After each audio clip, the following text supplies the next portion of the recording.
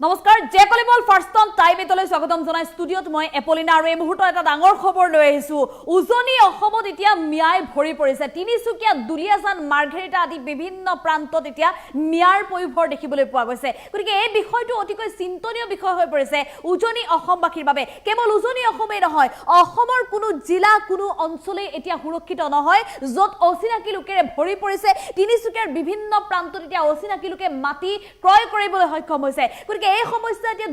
দূৰ কৰিব লাগিব ৰাজ্যৰ মুখ্যমন্ত্ৰী ডক্টৰ হিমন্ত বিশ্ব শৰ্মাই পুনৰ উজনি অসমত মিয়াৰ পয়োভৰক লৈ এটা গুৰুত্বপূৰ্ণ এটা উদ্বেগজনক মন্তব্য কৰা পৰিলক্ষিত হৈছে লৈছে এই মুহূৰ্তত জে কলিবল ফাৰ্ষ্ট অন টাইম 8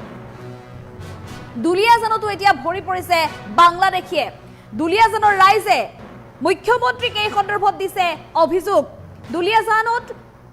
দুলিয়াজানবাসীয়ে অচিনাকি লোকক লৈ অভিযোগ দিছে মুখ্যমন্ত্ৰী ডক্টৰ হিমন্ত বিশ্ব শৰ্মাক মাৰ্ঘেৰিটাতো বাংলাদেশী মিয়া এতিয়া ভৰি পৰিছে বাংলাদেশীৰ বিভিন্ন প্ৰান্তত এতিয়া মাৰ্ঘেৰিটাতো দেখিবলৈ পোৱা গৈছে উজনি অসম 5 বছৰ আগলৈকে সুৰক্ষিত আছিল উজনি অসমত কোনো মিয়াৰ পয়োভৰ নাছিল 5 বছৰ আগলৈকে কিন্তু লাহে লাহে এতিয়া উজনি অসমত দেখিবলৈ পোৱা গৈছে সুৰক্ষাৰ অভাৱ খিলঞ্জীয়া লোকসকলে সুৰক্ষাৰ অভাৱত ভুগিব লগা হৈছে উজনি অসমত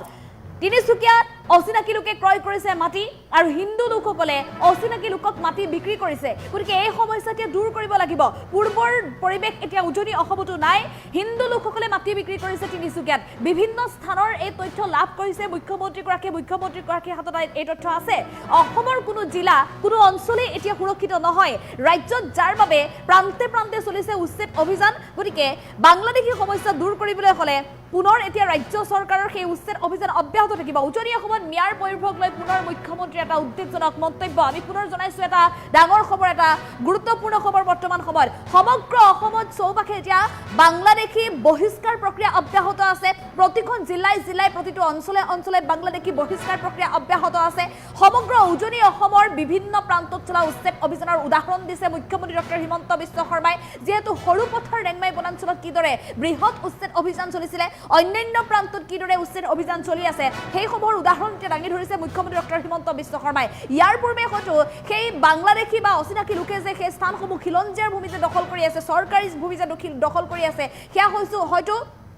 নজৰত পৰাই নাছিল কিন্তু শেহতীয়াকৈ ৰাজ্য চৰকাৰে যি অচিনাকি লোকক খেদাৰ বাবে এই বৃহৎ পদক্ষেপ গ্ৰহণ কৰি ৰাজ্যৰ প্ৰান্তে প্ৰান্তে উচ্ছেদ অভিযান চলাইছে তাৰ পিছতে এতিয়া সকলো তথ্য পোহৰলৈ আহিছে আৰু এতিয়া মুখ্যমন্ত্ৰী ডক্টৰ হিমন্ত বিশ্ব শৰ্মাৰ নেতৃত্বতে আচলতে অসমৰ প্ৰতিগৰাকী খিলঞ্জীয়া লোকে আশা কৰিছে যে সম্পূৰ্ণৰূপে অসম এতিয়া বাংলাদেশী মুক্ত হ'ব মিয়া মুক্ত অসম হ'ব আৰু যাৰ বাবে দুলিয়াজানবাসীও এতিয়া ৰাজ্যৰ মুখ্যমন্ত্ৰী ডক্টৰ হিমন্ত বিশ্ব শৰ্মাৰ সন্মুখত অভিযোগ দাখিল কৰিছে যে দুলিয়াজানতো এতিয়া মিয়াই ভৰি পৰিছে দুলিয়াজানতো এতিয়া অচিনাকি লোকে ভৰি পৰিছে দুলিয়াজানৰ বিভিন্ন প্ৰান্তত অচিনাকি লোকে বাহৰ পাতিছে কেৱল দুলিয়াজানেই নহয় মাৰ্ঘেৰিটাতো অচিনাকি লোকে ভৰি পৰিছে তিনিচুকীয়াত এতিয়া অচিনাকি লোকে মাটি ক্ৰয় কৰিছে হিন্দু লোকৰ মাটি অচিনাকি লোকৰ হাতত বিক্ৰী কৰিছে আৰু যাৰ বাবে এতিয়া অচিনাকি লোকে তিনিচুকীয়াত মাটি ক্ৰয় কৰি ঘৰ দুৱাৰ বনাই বাহৰ পাতি লৈছে গতিকে এই সমস্যাটো দূৰ কৰিব লাগিব সমগ্ৰ অসমৰ পৰা এটাকৈ বাংলাদেশী পঠিয়াব লাগিব আৰু এই সন্দৰ্ভত যিসমূহ জিলাত বিশেষকৈ অচিনাকি লোকে বাহৰ পাতিছে অচিনাকি লোকে ভৰি পৰিছে সেই জিলা আয়ুক্তসকলৰ লগত ইতিমধ্যে ৰাজ্য চৰকাৰ মুখ্যমন্ত্ৰী ডক্টৰ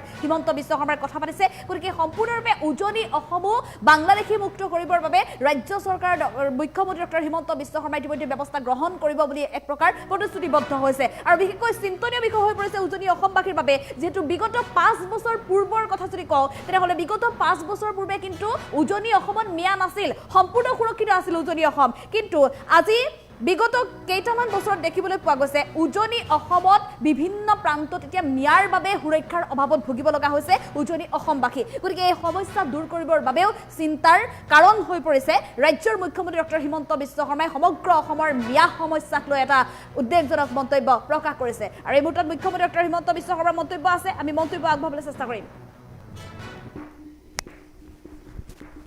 যোৱা পৰহি দিনাখন মই দুলিয়াজানত আছিলোঁ দুলিয়াজানৰ ৰাইজে মোক অভিযোগ কৰিছে যে দুলিয়াজানতো এতিয়া বাংলাদেশী মিয়াৰ পয়োভৰ গতিছে মাৰ্ঘেৰিটাতো বাংলাদেশী মিয়া যথেষ্ট সোমাইছে আৰু আপোনালোকে গোলাঘাট সৰু পথাৰত আমি কৰা এভিকশ্যন দেখিছে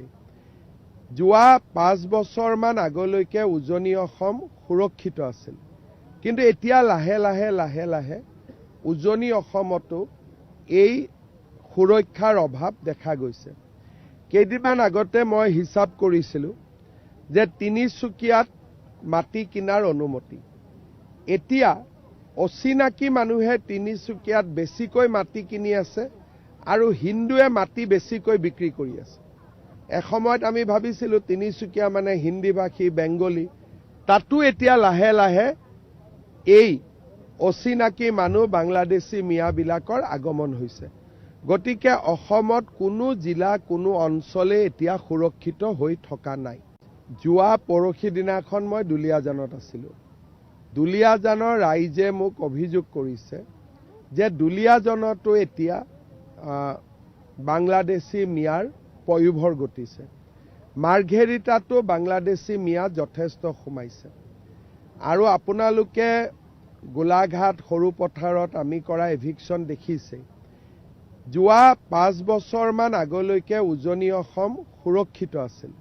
কিন্তু এতিয়া লাহে লাহে লাহে লাহে উজনি অসমতো এই সুৰক্ষাৰ অভাৱ দেখা গৈছে। কেইদিনমান আগতে মই হিচাপ কৰিছিলোঁ যে তিনিচুকীয়াত মাটি কিনাৰ অনুমতি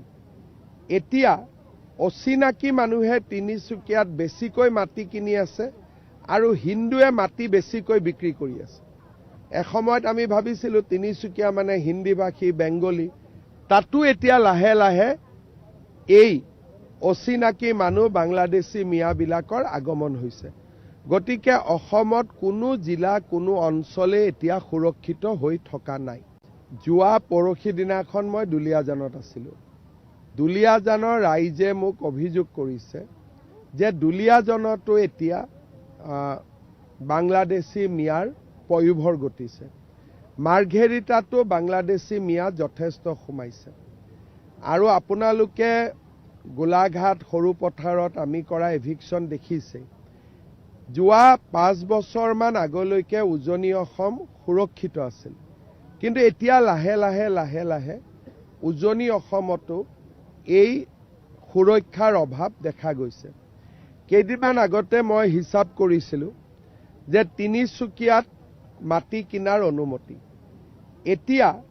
অচিনাকি মানুহে তিনিচুকীয়াত বেছিকৈ মাটি কিনি আছে আৰু হিন্দুৱে মাটি বেছিকৈ বিক্ৰী কৰি আছে। এসময়ত আমি ভাবিছিলোঁ তিনিচুকীয়া মানে হিন্দীভাষী বেংগলী, তাতো এতিয়া লাহে লাহে এই অচিনাকি মানুহ বাংলাদেশী মিয়াবিলাকৰ আগমন হৈছে। গতিকে অসমত কোনো জিলা কোনো অঞ্চলে এতিয়া সুৰক্ষিত হৈ থকা নাই। যোৱা পৰহি দিনাখন মই দুলীয়াজানত আছিলোঁ। দুলীয়াজানৰ ৰাইজে মোক অভিযোগ কৰিছে যে দুলীয়াজনতো এতিয়া বাংলাদেশী মিয়াৰ পয়োভৰ ঘটিছে। মাৰ্ঘেৰিটাতো বাংলাদেশী মিয়া যথেষ্ট সোমাইছে। আৰু আপোনালোকে গোলাঘাট সৰু পথাৰত আমি কৰা এভিকশ্যন দেখিছে। যোৱা 5 বছৰমান আগলৈকে উজনি অসম সুৰক্ষিত আছিল, কিন্তু এতিয়া লাহে লাহে লাহে লাহে উজনি অসমতো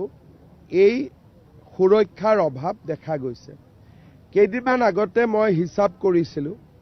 যে তিনিচুকীয়াত মাটি কিনাৰ অনুমতি এতিয়া অচিনাকি মানুহে তিনিচুকীয়াত বেছিকৈ মাটি কিনি আছে আৰু হিন্দুৱে মাটি বেছিকৈ বিক্ৰী কৰি আছে। এসময়ত আমি ভাবিছিলোঁ তিনিচুকীয়া মানে হিন্দীভাষী বেংগলী, তাতো এতিয়া লাহে লাহে এই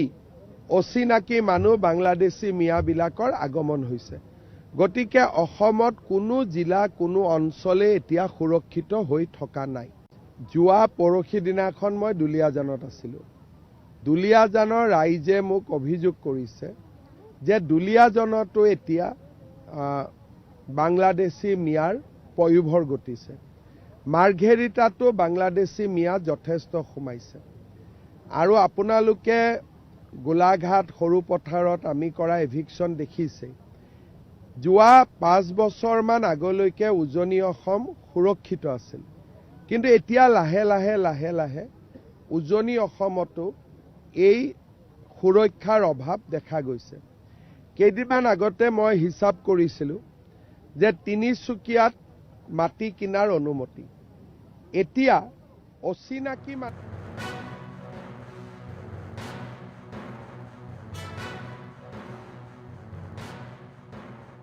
টাইমিট আৰু গুৱাহাটী পৌৰ নিগমৰ বিশেষ পদক্ষেপ টাইমিট স্বচ্ছ নগৰ শ্ৰেষ্ঠ নগৰ এই পদক্ষেপত যোগদান আৰু সহযোগ কৰাৰ বাবে নিয়মসমূহ জানি লওক প্ৰথমতে আপুনি www.timeit.in ৱেবছাইটলৈ যাব লাগিব ৱেবছাইটলৈ যোৱাৰ লগে লগে হোম পেজত দেখা পাব টাইমিট স্বচ্ছ নগৰ শ্ৰেষ্ঠ নগৰৰ বেনাৰ আৰু তাৰ তলতে আপোনালোকে দেখা পাব আপলোড ফটো অপশ্যন আপলোড ফটোত গৈ আপুনি ক্লিক কৰক ক্লিক কৰাৰ লগে লগে প্ৰথমতে এণ্টাৰ কৰক আপোনাৰ নাম ইয়াৰ পাছত আপোনাৰ ফোন নাম্বাৰ আৰু আপোনাৰ ইমেইল এড্ৰেছ তাত দি দিব ইয়াৰ পাছতেই আপোনাৰ লোকেলিটি বা অঞ্চলটোৰ কথা লিখি দিব উদাহৰণস্বৰূপে অঞ্চলটো যদি জু ৰোড হয় সেই কথা স্পষ্টভাৱে তাত উল্লেখ কৰি দিব আৰু ইয়াৰ পাছত জাবৰৰ ফটোখন আপুনি আপলোড কৰি দিব সম্পূৰ্ণ প্ৰক্ৰিয়া হোৱাৰ পাছত সাবমিট বটনত ক্লিক কৰি দিব মাত্ৰ এইকেইটা কাম কৰাৰ লগে লগে আপোনাৰ ফটোগ্ৰাফ লাভ কৰিব আমাৰ টিমে আৰু জনোৱা হ'ব জিএমচিক মাত্ৰ 24 ঘণ্টাৰ ভিতৰতেই আপোনাৰ সমস্যাৰ সমাধান দিয়া হ'ব আৰু তাৰ পাছত টাইমেটৰ ৱেবছাইটত উপলব্ধ হ'ব আগৰ আৰু পাছৰ ফটোৰ তুলনামূলক ছবি অৰ্থাৎ জাবৰৰ ফটো দিয়াৰ সময়ত আপোনাৰ অঞ্চলটো কেনেকুৱা আছিল আৰু জিএমচিয়ে চাফাই অভিযান চলোৱাৰ পাছত বৰ্তমানৰ ছবি কেনেকুৱা ইয়াৰ জৰিয়তে এগৰাকী সচেতন নাগৰিক হিচাপে এই পদক্ষেপত আপুনি অংশগ্ৰহণ কৰক আৰু গুৱাহাটীক এখন স্বচ্ছ আৰু নিকা নগৰ হিচাপে গঢ়ি তোলাৰ এই মহান কাৰ্যৰ আপুনিও অংশীদাৰ হওক টাইমিট স্বচ্ছ নগৰ শ্ৰেষ্ঠ নগৰ